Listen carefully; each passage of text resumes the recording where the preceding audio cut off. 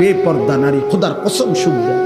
কারণ বেপর্দা নারী, বেহায়া নারী প্রতিনিয়ত তোমার চাইতে উত্তম পুরুষের দিকে তাকায় থাকে।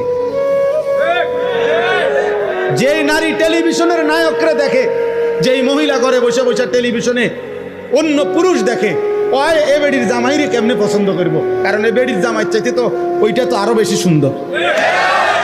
ওই বলবে যে আমার এটা কিটা দিছে, হ্যাঁ আমার দিয়ে একটা অজাত আমার কোহালে দিল, বলেন না আমার দিছে কিটা একটা আড্ডি ধরাইয়া, আর এই বেটা দেখো কি সুন্দর। এই সুযোগ কে করে দিল?